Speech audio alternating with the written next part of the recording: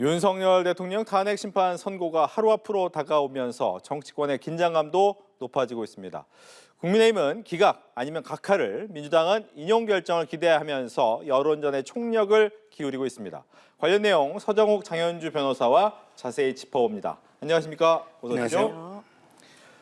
윤 대통령 탄핵 심판 선고를 하루 앞두고 국민의힘은 헌재 올바른 판결을 촉구하면서 기각 또는 각하 여론전을 벌였습니다. 민주당은 파면 촉구 1인 시위와 기자회견, 또 야5당 공동 대규모 집회 등 장외 여론전에 총력을 기울이고 있습니다. 여야의 여론전 먼저 듣고 오시겠습니다. 윤석열 대통령 탄핵 심판 선고를 앞두고 민주당은 불복과 극언의 난장판을 벌이고 있습니다. 민주당은 이런 극언을 내뱉으며 마치 자신이 독립운동가라도 되는 듯이, 자신이 정의의 수호자라고 되는 듯이 망상에 빠져 있겠지만 사실은 내란 선동일 뿐입니다. 이재명 대표의 대권 탐욕에 아부하는 충성 경쟁일 뿐입니다. 반면 국민의힘 지도부는 여러 차례 탄핵 심판에서 어떠한 결과가 나와도 수용하겠다는 입장을 지속적으로 밝혀왔습니다. 국민의힘과 민주당 중 누가 진정 헌정을 수호하는 정당인지 명백합니다. 드디어 내일입니다. 내일이면 내란 속의 윤석열은 파면될 것입니다. 내란 속의 윤석열 파면을 입증하는 증거들은 이미 차고도 넘칩니다. 비상계엄 선포, 포고령 1호, 무장군대를 동원한 국회와 중앙선관위 침탈, 정치인과 법조인 체포 지시 등이 모두 확실한 파면 사유입니다. 헌법에 따른 결론은 파면이고 국민의 명령도 파면입니다. 헌법 수호자 헌법재판소가 내일 헌법 파괴범 윤석열을 주저없이 파면할 것이라 믿어 의심치 않습니다. 네, 윤석열 대통령의 탄핵 심판 선고를 이제 하루도 안 남았죠. 몇 시간 안 남았습니다. 하루 앞에 두고서 여야의 여론전이 치열한데 어떻게 들으셨습니까? 국민의힘은 이거 어떤 경우도 승복하겠다.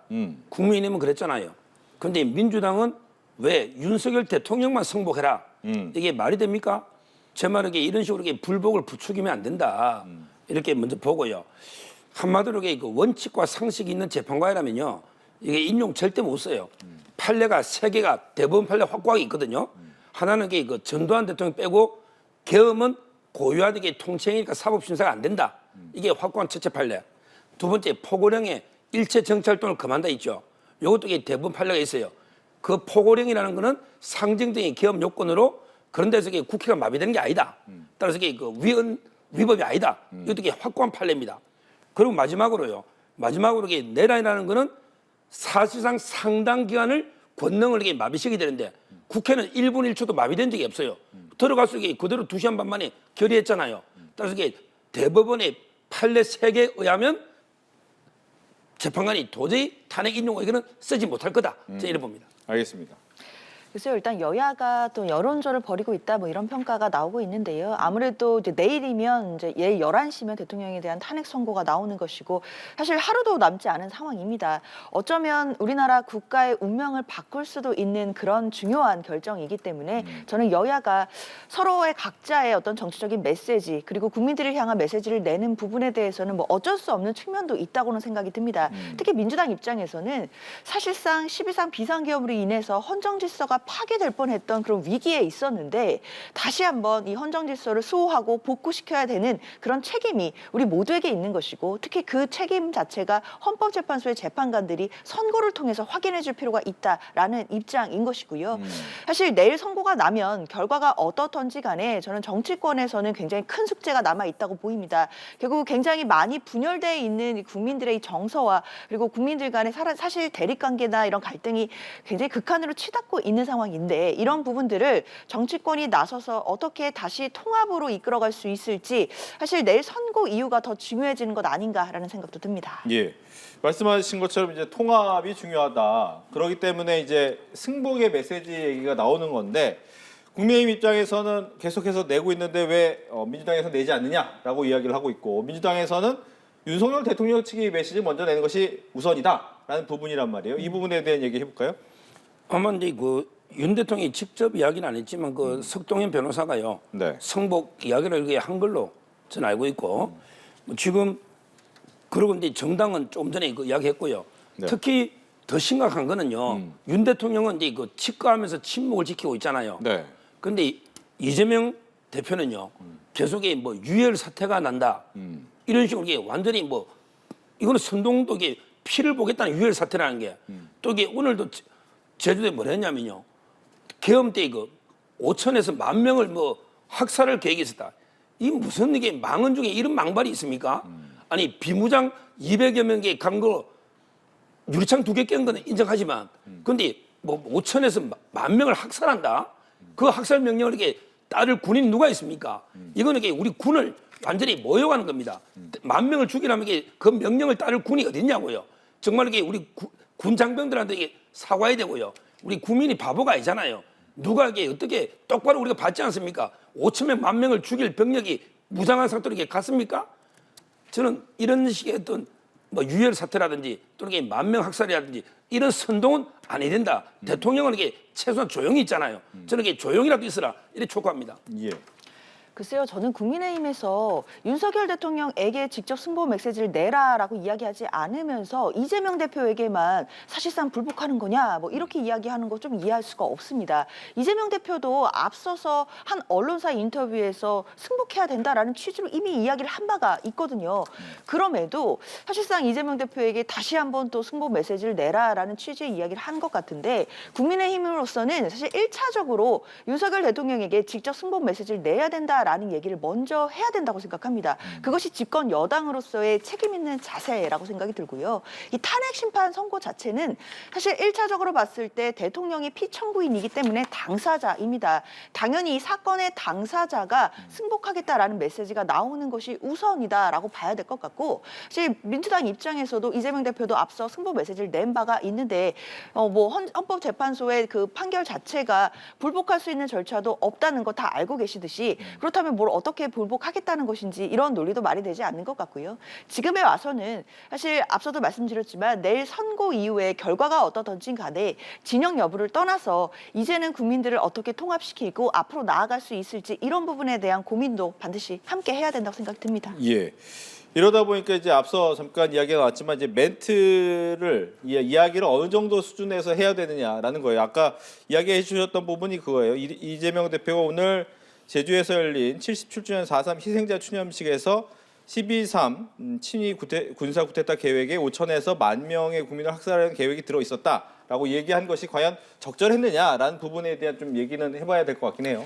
글쎄요, 노상원 전 사령관의 수첩을 근거로 이재명 대표가 이야기하는 것 같습니다. 거기에 보면 1차로 수거 대상, 정치인 등등을 포함해서 500명 정도라는 부분들이 수첩에 적혀 있고 그 1차 부분이 500명인데 그 후에 한 10차까지가 예견돼 있는 것으로 추정할 수 있는 내용들이 수첩에 적혀 있었다라는 보도들이 있었거든요. 사실상 이재명 대표는 그런 부분들, 그다음에 군에서 영현백이라고 해서 그 실체를 담는 그런 비닐백인데 그 부분을 수천 장을 주문을 했다. 이런 부분들이 계속 속속 보도를 통해 알려졌기 때문에 그런 부분들을 근거로 해서 사실상 이 비상계엄이 대통령의 비상계엄이 성공했더라면 노상원 전 사령관의 수첩을 보더라도 정치인들에 대해서도 사실상 수거해서 폭파시킨다 이런 무시무시한 말들이 있었기 때문에 관련된 부분들을 지적하고 있는 것이라고 생각이 들고요. 네. 이런 것을 단순히 무슨 국민들에 대한 선동이다 이렇게 보기는 어려울 것 같습니다. 분명히 지금 노상원 전 사령관은 사실상 현직 군인도 아니었음에도 비선으로 이번 계엄에 깊숙이 관여한 것으로 지금 의심을 받고 있는 상황이고 지금 재판에까지 넘겨져 있는 상황이기 때문에 노상원 전 사령관의 수첩에 담긴 내용 이것 자체를 고지고대로 다 믿는다 이렇게 할 수는 없겠지만 적어도 국민들 보시기에는 이 수첩에 있는 내용들 그대로 무시하고 넘어가기는 어려운 상황 아닌가 생각됩니다. 네.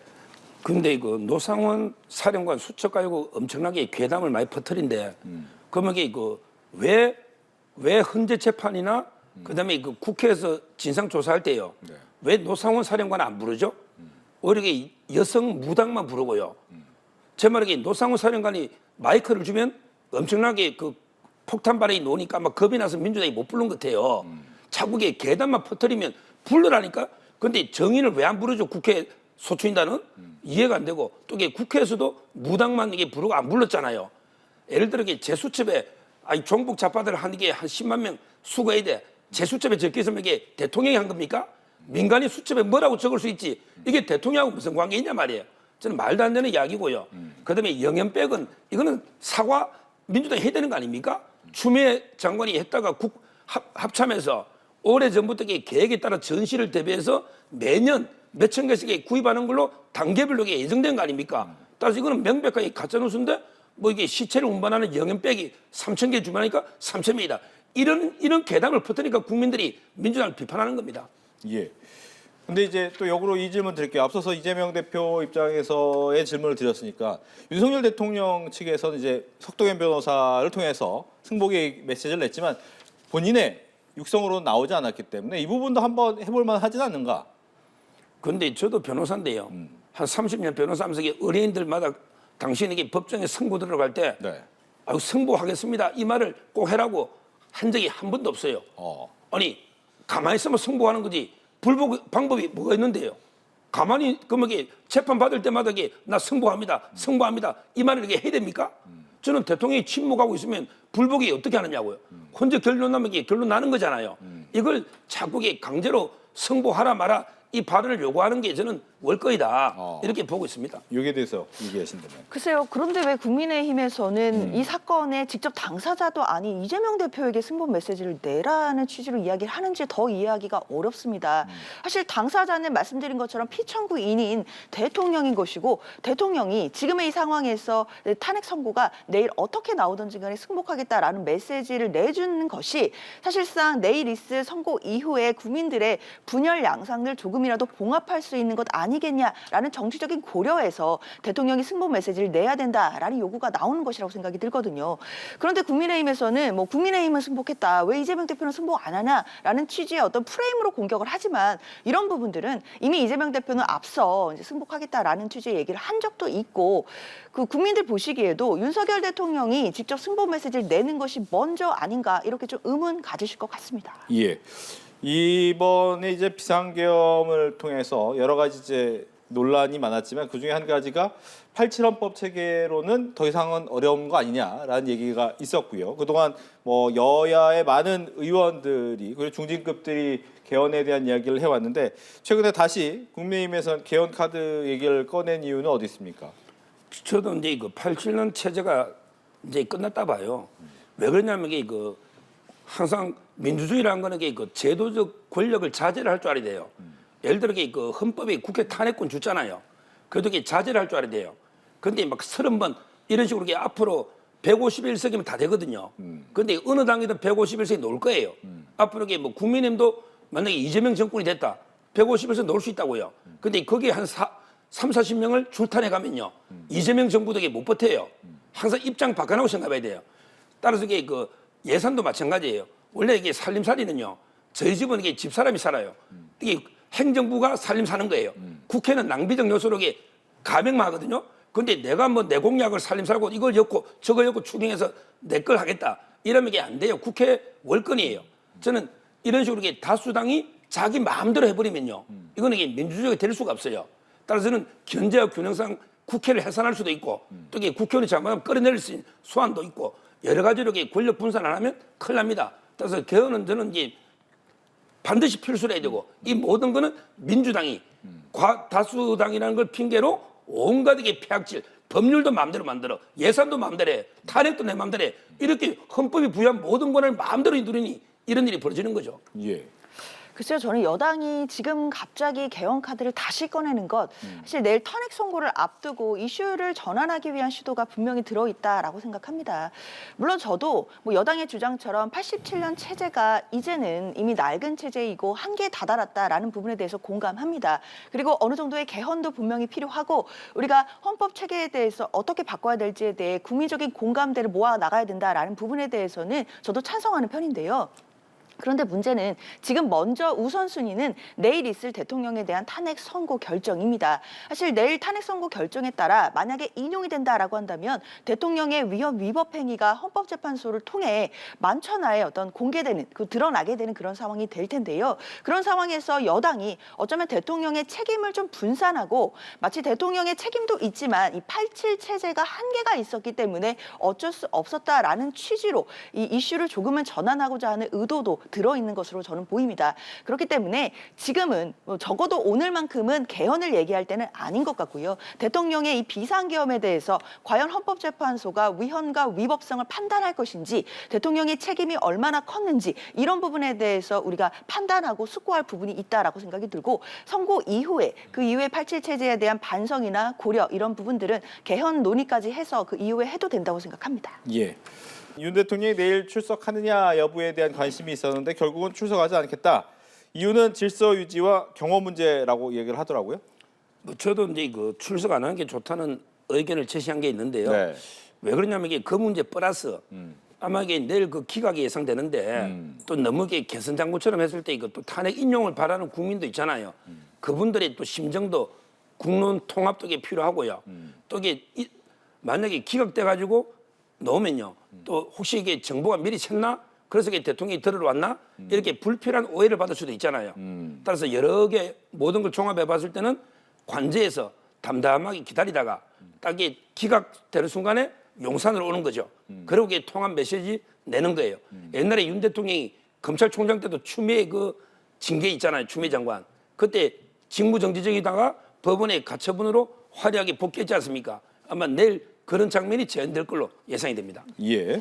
사실 윤석열 대통령이 지난 탄핵 절차 중에 변론기일마다 거의 다 출석을 했었거든요. 네. 아마 변론기일에는 본인이 직접 나와서 뭐 변론도 할 수 있고 또 직접 방어권을 행사할 수 있는 부분들도 있었기 때문에 변론기일에는 다 출석을 했던 것으로 보이는데, 다만 내일 선고기일에는요. 사실 재판관들이 결정문을 읽어서 결국 주문으로 최종적인 결정을 할 뿐이지 피청구인이 간다고 해도 별로 할 수 있는 것이 사실 없습니다. 그런데 대통령 입장에서 본다면 내일 나올 탄핵 선고의 결과는 사실 굉장히 무게감이 있는 선고거든요. 그리고 생중계가 예정되어 있기 때문에 어떤 결론이든 간에 대통령의 파면 여부에 대해서 헌법재판소에 출석을 해서 그 결정문을 듣고 있는 장면, 사실 이 부분이 국민들께 생중계가 되는 것 자체도 굉장히 크게 부담으로 작용할 수 있겠다라는 생각도 듭니다. 그렇기 때문에 여러 경호적인 문제, 그런 실무적인 문제도 있을 것이고 여러 정치적인 고려까지도 생각해 본다라고 한다면 불출석하는 것이 낫겠다라고 판단을 한 것으로 보이는데요. 사실상 뭐 출석이든 불출석이든 그게 중요한 것은 아닌 것 같고, 결국 결론이 난 후에 정치권에서 이걸 어떻게 승복하고 통합으로 가느냐, 이 부분이 가장 중요한 숙제인 것 같습니다. 예. 이제 제일 궁금한 건 내일 11시에 어떻게 결론이 나오느냐라는 건데, 여러 가지 의견이 있습니다. 일단 8대0 만장일치부터 6대2, 5대3, 4대4까지 정말 다양한 의견이 있는데 두 분은 어떤 의견을 갖고 계시고 그 이유가 뭔지 간략하게 먼저 듣고 상세한 얘기 또 따로 듣겠습니다. 저는 이제 이게 개헌 탄핵이 의결될 때부터요. 네. 지금 오늘까지요. 제 방송이든 유튜브든 한 번도 이게 그 입장이 바뀐 적이 없어요. 예. 전 처음부터 이게 일관되게 4대4다. 그리고 이게 맞아요. 국민 여론도 이게 딱 반분돼 있고요. 그다음에 광장에도 이게 광장은 좀 우파가 많기는 많죠, 보수가. 근데 이게 저는 딱 맞다. 왜 그러냐면 이게 헌재는요, 국민이 재판하는 겁니다. 재판관 8명이 하는 게 아니에요. 박근혜 대통령 때는 이게 법리적으로는 우리가 8대0으로 기각되는 게 맞는데 여론이 가짜뉴스에 잘못돼 가지고 우리가 8대0으로 인용돼 버렸잖아요. 이게 아주 잘못된 거고요. 이번에는 이제 국민 여론도 이게 반분돼 있고 좀 하기 때문에 그렇게 법리적으로는 뭐 제가 보기에 탄핵을 쓸 수가 없다니까요. 판례에 의하면 탄핵 인용을 쓸 수가 없어요. 뭔가 이게 뭐 내란도 아니고 뭐 중대하게 이루어진 게 없잖아요. 뭐 예비 업무도 아니고, 아니 국회를 봉쇄해서 끌어낸 게 있어야지. 또 이게 정치인 누구 한 명 뭐 한 달에도 가단하고 체포한 게 있어야지. 아무것도 없잖아요. 이거는 진짜 이게 뭐 달빛 위에 허상 그린다도 이게 이런 게 없어요. 따라서 저는 아마 이게 그럼에도 불구하고 왜 4대4냐? 워낙 편향된 우리법 연구관들이 있거든요. 이분들에게 무조건 인용이야. 자기는 법리는 없어. 정부도 없어. 그러니까 이게 저는 우리법에 편향된 4명이 내표 던지고 원칙과 상식 초엘리트 판사 그 4명을 이게 백판이라고 우리가 흑판이라고 하거든요. 흑파는 뭐냐면 이게 법원행정처나 대법원의 법원장 엘리트들 이런 분들은 비고란의 경력을 적어요. 흑판. 근데 저쪽은요. 전부 대법원 근무 경력자가 재판관 4명이 하나도 없어요. 백판이라고 백판, 백지 상태. 따라서 저는 엘리트 원칙 판사들이 기각을 또 이렇게 각하를 쓰면 4대 4다 이래 보는 거예요. 네, 앞서 이제 박근혜 대통령의 탄핵 부분에 대해서는 본인의 의견이었다는 거 말씀을 드리고 이야기를 넘어가겠습니다. 글쎄요, 뭐 서 변호사님이 일관돼서 4대 4라고 말씀하셨다 그랬는데 저도 일관되게 8대 0으로 인용을 말씀드렸던 것 같습니다. 사실 이 사건은 법리적으로 봤을 때 그리고 여러 증거들로 봤을 때 국민들께서 이미 12월 3일 그날 밤에 계엄군이 헬기를 타고 국회에 들어가는 장면 그리고 선관위로 가는 장면 다 보셨습니다. 사실 그것만한 증거가 없다라고 생각이 들고요. 가장 중요한 건 애초에 법리로 돌아가서 그럼 12월 3일에 대통령이 선고한 비사한 계엄이 헌법상에 정해져 있는 실질적인 요건과 절차적인 요건을 지켰는지 이걸 돌아보면 된다고 생각합니다. 사실 헌법과 법률에 따라서 그 절차들을 지켜야 하는 것이었는데 대통령의 비상계엄 선포는 사실상 실질적인 요건에도 맞지 않고 절차적으로도 뭐 국무회의라든지 이런 걸 제대로 이루어지지 않은 흠결이 있었던 비상계엄이었기 때문에 사실 그것만으로도 헌법재판관들이 위헌 위법이다라고 선고할 것으로 보입니다. 그리고 위헌 위법을 인정하게 된다라고 한다면 당연히 이것은 인용할 만한 그러니까 파면을 할 만한 중대한 사유라고 볼 수밖에 없는 것이 사실상 헌법을 직접적으로 위반한 것이고 이 헌법을 위반해서 결국에는 국민의 기본권을 침해할 수 있었던 그런 위험들이 있었기 때문에 그것만으로도 헌법재판관들이 당연히 만장일치의 결론을 내릴 거라고 생각합니다. 사실 많은 분들이 또 분석을 하시는 분들 중에 뭐 한덕수 총리에 대한 뭐 탄핵 결정에서 의견이 굉장히 많이 갈렸었기 때문에 이번 대통령 선거에서도 의견이 갈리는 것 아니냐 뭐 이런 예측들이 나오지만 저는 동의하기는 어렵습니다. 왜냐하면 헌법재판소가 그렇게 쟁점이 있을 때 의견이 갈린 경우도 있었지만 최근에 있었던 선고에서 만장일치 결론도 상당히 많았습니다. 아시다시피 마은혁 재판관을 임명하지 않는 부분에 대해서 최상목 대행에게 했던 권한쟁의 심판에서는 만장일치로 이걸 인용한 바도 있었고요. 그리고 최재해 감사원장이나 검사 3인에 대한 탄핵 사건에 대해서는 또 만장일치로 기각한 바가 있습니다. 그렇게 어떤 쟁점이라든지 증거라든지 법리라든지 이런 부분들이 재판관들이 보기에 명확한 경우에는 저는 만장일치로 의견이 모아지는 것도 최근의 흐름이었던 것이 분명하기 때문에 사실상 모든 국민들이 목도한 이번 사건에 대해서 헌법재판관들이 만장일치로 인용을 하지 않을까라고 생각합니다. 네, 이렇게 좀 팽팽하게 나뉘어져 있는데 그러면 이렇게 질문을 드릴게요. 4명은 인용을 할 것이고 4명은 각하나 기각을 할 것이다라고 얘기를 하셨는데 각하나 기각의 근거는 어떻게 보고 계십니까? 먼저 근데 저는 개인적으로 제보가 하면 이게 각한데요. 아예 심판할 수도 없다. 예, 왜냐하면요. 그때 기억을 되살고 국회에서 그 의결 2번 했잖아요. 한 번은 이게 기각이 돼가 다음에 또 했잖아요. 네. 근데 그때 제가 이게 보니까 무시무시하게 해요. 전부 이게 뭐 내란죄를 범했다, 내란 우두머리다, 막 지금도 내란 수괴다 하잖아요. 탄핵 소추 안에. 예. 네. 그러니까 근데 진짜 내란죄인 줄 알고 이걸 이렇게 의결을 했는데 가보니까 이게 내란죄를 빼버렸단 말이야. 아. 비유컨대 네. 예를 들어 뭐 짜장면을 시켰는데 짜장이 빼고 면만 온 게 아니고 아니 면도 하나 그냥 이게 단무지만 온 거 단무지만 이거 가지고 심판해 주지 단무지 가지고 탄핵해 주세요. 이게 말이 됩니까? 제가 이제 그 소추 의결서를 전문을 보고요. 내란이라는 말을 이게 지워 나갔어요. 그랬더니 한 80%가 백지야. 내란 빼면 이게 뭐로 탄핵할 겁니까?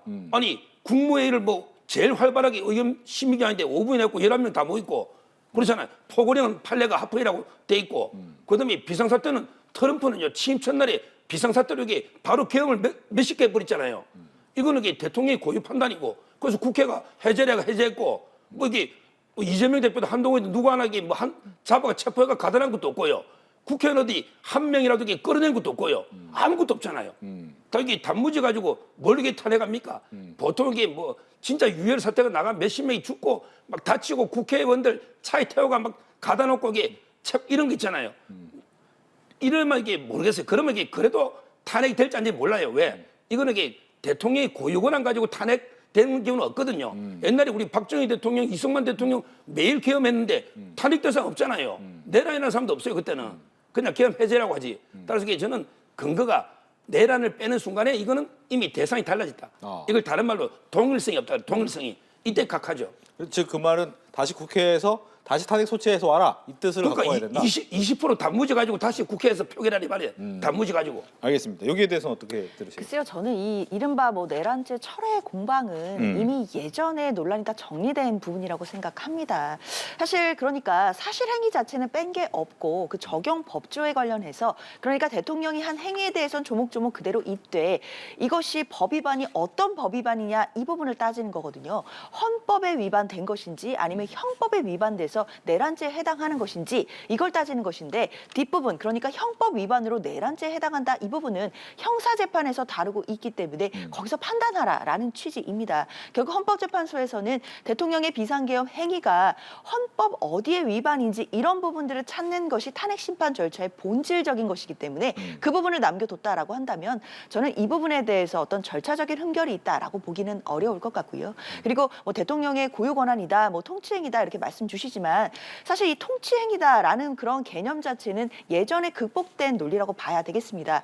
그러니까 최고 권력자, 뭐 대통령의 뭐 통치행위나 고유 권한에 의해서 뭐 어떤 행위가 있었다고 하더라도 그 행위마저도 사법적인 통제하에 있어야 되는 것이고 결국 대통령의 비상계엄 선포라고 할지라도 이것이 헌법에 정해져 있는 절차에 어긋나서는 안 된다는 것이 우리의 헌법 질서일 것입니다. 그런데 12월 3일에 있었던 비상계엄 자체가 실체적 절차적 요건을 흠결했다라고 한다면 재판관들은 이것만으로도 헌법 위반을 선고할 수 있는 것이고 그렇다면 당연히 인용 결정으로 논리적으로 나아갈 수 있을 거라고 생각합니다. 예. 그렇다면 이 말씀하신 것처럼 따로 선고를 하는 거잖아요.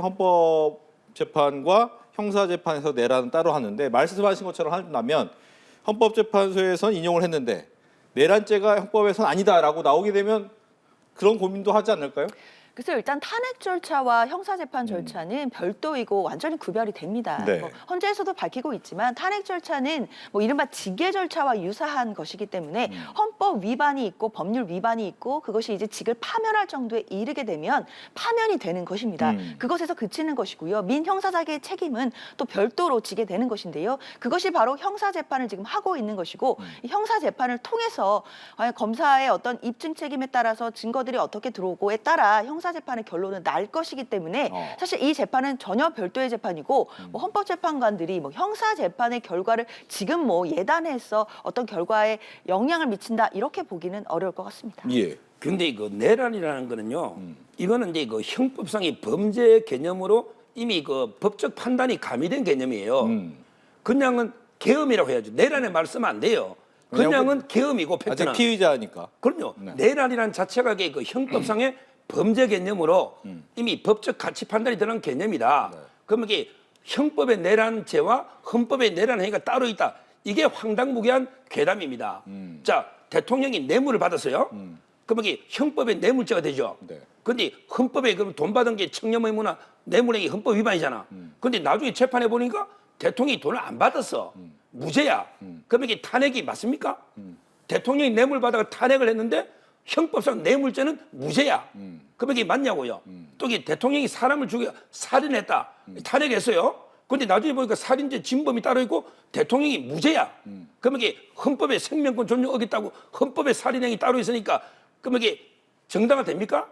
지금 형법의 내란이 무죄야. 내란이 아니야. 근데 헌법의 내란 행위를 했다 해서 탄핵하는 게 맞습니까? 그래서 우리 헌재법이 형법상으로 연결됐다는 게 재판을 기다려봐라. 이렇게 돼 있잖아, 원칙은. 예. 의무는 아니더라도. 따라서 저는 제일 황당무계한 이게 그 궤변 중에 궤변이 형법의 내란죄와 헌법의 내란 행위가 따로 있다. 그럼 형법의 뇌물죄와 헌법의 뇌물 행위가 따로 있다. 형법의 살인죄하고 헌법은 그러면 사람 중에 살인이지 살인죄가 따로 있습니까? 말도 안 되는 논리죠. 글쎄요, 이거 좀 제가 반론을 해야 될 것 같은데요. 그러니까 뭐 이런 겁니다. 비상계엄을 선포했을 때 절차적인 흠결, 그러니까 이를테면 뭐 국무회의가 제대로 있었느냐 이런 부분들이 쟁점이 됐는데요. 한덕수 총리가 계속 일관돼서 이야기하는 것처럼 당시에 국무회의가 제대로 있지 않았다라고 얘기를 했고 이 부분을 재판관이 받아들인다라고 한다면 비상계엄 선포에서 국무회의를 거치지 않았다. 즉 절차적 흠결이 있었기 때문에 위헌이라고 판단할 겁니다. 그럼 그것만으로도 사실 위헌 위법적인 상황이 되고 되고 파면을 이룰 수 있다라고 판단할 수 있는 것이고요. 그런데 그거와 별도로 형법상의 내란죄가 되기 위해서는 구성 요건상 국헌문란의 목적도 있어야 되고 폭동행위도 있어야 됩니다. 그런 부분들은 형사 재판에서 나름대로의 증거 법칙과 그리고 피고인의 방어권을 고려해서 재판 절차가 진행되는 것이고요. 이것과 고위공직자에 대한 징계 절차라고 볼 수 있는 탄핵 절차를 혼용해서 얘기하면 안 될 것 같습니다. 알겠습니다. 아마 이런 부분 때문에 평의가 조금은 길어지지 않았을까라는 생각이 들면서 오늘 나온 여론조사 결과 좀 볼게요. 엠브레인 퍼블릭과 K스텔 리서치, 코리아 리서치, 한국 리서치가 지난달 31일부터 2일까지 만 18살 이상의 남녀 1,001명을 대상으로 진행한 결과고 자세한 내용은 중앙선거 여론조사 심의위원회 홈페이지를 참조하시면 되겠습니다. 탄핵에 대해서 먼저 윤 대통령 탄핵 심판 선고 하루 앞두고 탄핵을 인용해 윤 대통령 파면해야 한다는 의견 57%, 탄핵을 기각해 직무 복귀시켜야 한다는 35% 이렇게 나타났습니다. 인용 기각 모두 조금씩 떨어진 수치이긴 한데 어떻게 보셨는지요? 일단 이제 그 하나만 가지고 이게 이상하게 갤럽이나 MBS가요 조금 이게 그 탄찬 여론이 약간 높게 나오고 반대가 이게 좀 낮게 잡히는 경향이 있더라고. 근데 여론조사 공정이라든지 여러 가지 이제 한국 사회 여론 평판 연구소나 이런 이제 다른데 여론하고 좀 달라요. 따라서 이게 그 한 10여 개가 나올 겁니다. 계속. 네. 이걸 이렇게 평균해가 보면 오히려 조금 더 반대 여론이 40%까지 가는 것도 있고요. 그렇게 종합해봐야 된다는 걸 말씀드리고, 자 그걸 떠나서요. 우리 그 헌법재정권자는 왜 대통령 탄핵은 이게 국회의 3분의 2잖아요. 네. 3분의 2. 그다음에 헌재도 9명 중에 3분의 2잖아요. 이 말은요. 결국에 국민도 66% 이상 아주 압도적으로 박근혜 대통령처럼 이게 8, 90% 있잖아요. 네. 이런 식으로 이게 압도적일 때 해라는 거예요. 지금 이재명 대표 지지율이 MBS나 갤럽 기준하면요. 보통 이게 한 30% 초반대나 이래 놓을 겁니다. MBS나 갤럽 기준으로. 자, 그럼 이게 대통령 탄핵 반대하는 게 대통령 지지로 볼 수 있죠. 35가. 그러면 국민이 지지하는 35% 지지하는 이게 대통령을 8명의 재판관이 파면하고 다시 이게 또 30%대 대통령을 또 뽑는다. 이게 논리적으로 맞습니까? 저는 아무리 봐도 이게 70% 이상 한 8, 90 압도적일 때 탄핵이 맞고요. 35%가 강하게 반대하고 있다. 더 많이 노는 것도 많고요. 이러면 이게 그 파면이 말이 안 되는 거죠. 글쎄요, 일단 여론조사상에는 탄핵을 인용해야 된다라는 의견이 일단 과반을 넘는 것 같습니다. 57%니까요. 근데 저는 뭐 여론조사 자체가 그 자체가 또 의미는 있겠지만 헌법재판소의 재판관들이 판단하는 데 있어서는 여론조사가 뭐 큰 요소는 되지 않을 거라고 생각합니다. 결국 재판관들은 헌법과 양심에 따라서 법리와 증거에 따라 판단을 하는 것이지 사실 뭐 매주 나오는 여론조사를 보면서 자신들의 선고 결과를 바꾸거나 이럴 가능성 자체가 없다고 생각이 들거든요. 따라서 여론조사는 여론조사 나름대로의 의미는 있겠지만 이 여론조사를 가지고 내일 있을 선거의 결과를 예측하기는 어려울 거다라는 생각이 들고요. 결국 재판관들은 아마 지금쯤이면 뭐 판결도 이미 다 사실상 끝났을 거고 결정문도 거의 다 나온 상태일 텐데 이런 것들을 그냥 헌법과 양심에 따라서 그리고 법리와 증거에 따라서 현명하게 판단을 했을 거라고 생각합니다. 예. 또 하나는 이제 사법부의 신뢰, 어떻게 보면 또 헌법재판소의 신뢰와도 연결될 것 같아요. 이 헌재의 탄핵 심판 과정을 신뢰한다는 응답, 그리고 신뢰하지 않는다는 응답이 46%로 같았습니다. 그리고 신뢰한다는 응답은 NBS 조사 이래 최저치를 나타냈고요.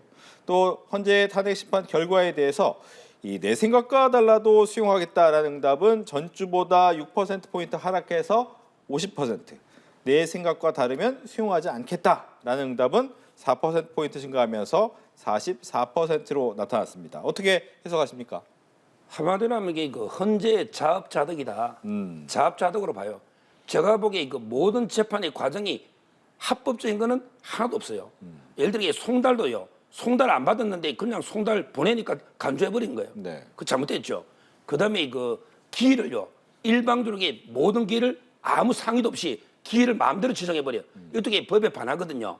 그다음에 증거조사할 때도 수사기록은 이게 송부촉당 못하게 돼 있잖아요. 그런데 그대로 받아가지고 또 이게 쓰는 거예요. 법 바뀐데도 증거조사도. 더 황당한 건 이게 변론기일이에요. 변론기일에 뭐 딱 시간을요. 뭐 90분으로 딱 제한한다. 그러면 이게 기계적 균형이 아니에요. 왜 그러냐면 국회 측은 수사기록을 방대하게 내잖아요.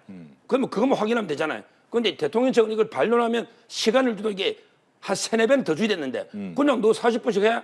이러면서 이게 초시계 같으라고 재고 있어요. 이게 공정합니까? 대통령의 3분만 발언하자는 것도 막아버려요. 국가원수. 이런 식으로 이게 불공정했다는 거죠. 저는 그러다 보니까 이게 그 과정을 국민들이 보고 있잖아요.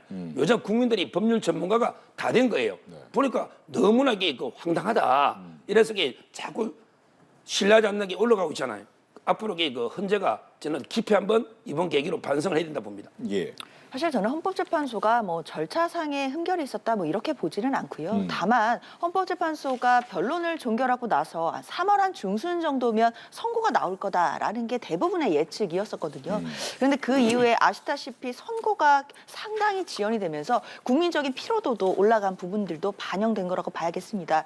사실 선고가 막 4월로 밀리면서는 이제 뭔가 정치적인 고려가 있는 것 아니냐라는 의심까지 나오던 상황이었고, 그리고 4월 18일이 되면 두 분의 재판관의 이제 퇴임 일자가 다가오는 상황이기 때문에 국민적인 불안감도 높아져가는 상황이었습니다. 그런 부분들이 여론조사 수치로 반영된 것으로 보이는데 결국 판사는 판결로 말하는 것이고 헌법재판관들도 내일 있을 선고에서의 결정문으로 말을 할 거라고 생각이 듭니다. 이 결정문을 통해서 헌정을 수호하고 복구하려고 하는 의지를 반영해 준다라고 한다면 저는 다시 국민적인 신뢰를 회복할 수 있을 거라고 생각합니다. 네. 이렇게 해서 탄핵 심판 선고로 내일 오전 11시를 앞두고 두 분과 함께 정치권 이슈 이야기 나눠봤습니다. 오늘 얘기 잘 들었습니다. 고맙습니다.